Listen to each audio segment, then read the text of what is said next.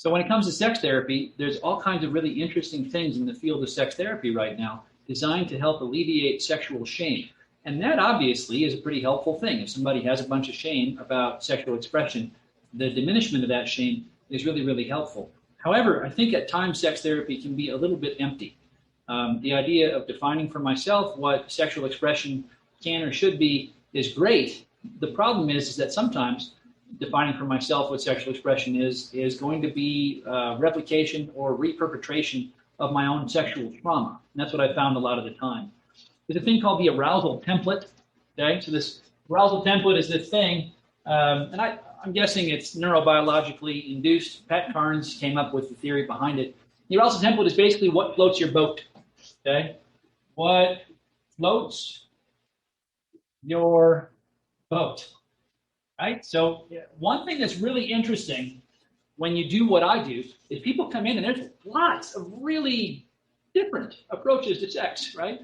Certain things will really turn certain people on, and those things are not always associated with sex directly. An example might be a shoe fetish, or being sexually aroused by certain situations that aren't, again, directly linked back to sex.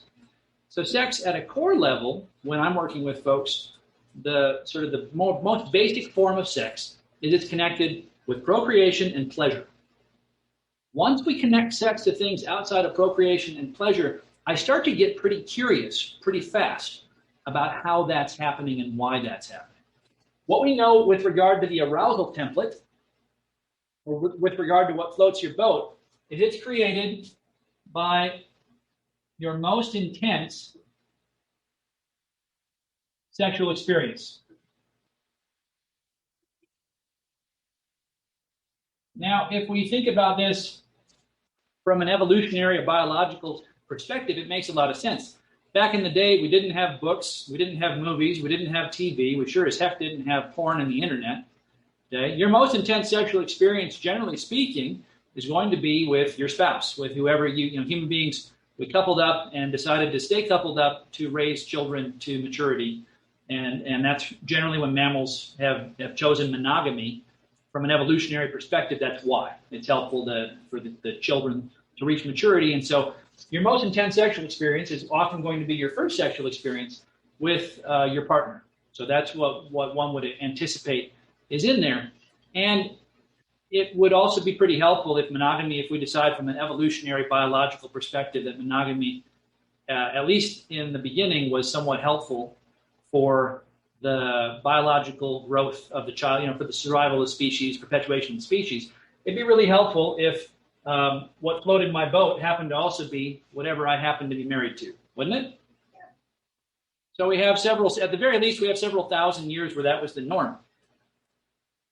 So now we have an interesting situation where what floats my boat is my most intense sexual experience. Well, my most intense sexual experience, my first sexual experience now is almost never with a partner.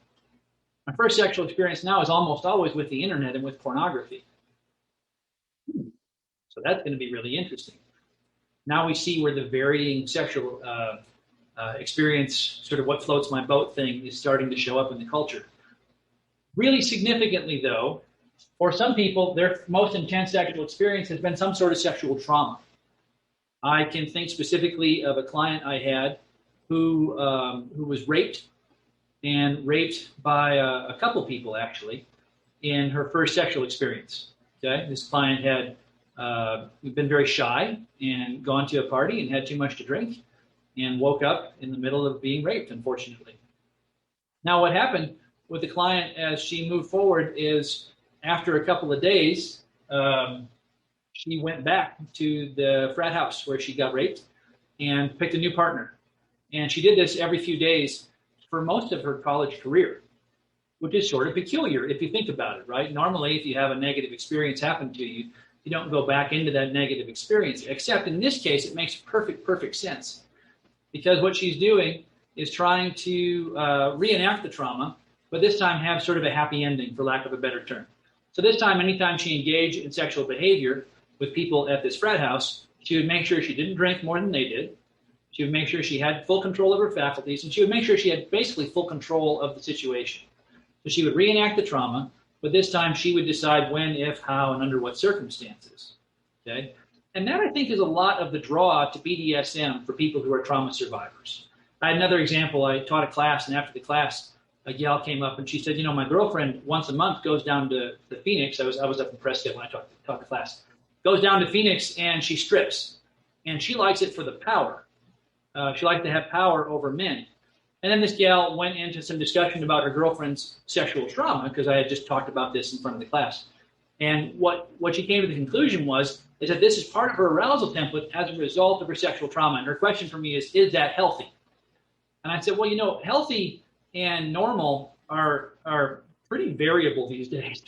And also, what I can say pretty comprehensively based on the trauma pattern you're talking about is she's reenacting her trauma. She grew up in a situation where she was powerless over a man who was predatory, and now she is going into a situation with predatory men where she has all the power and control. So clearly, in this case, the arousal template is set by this intense sexual experience, and she is looking to find some sort of resolution.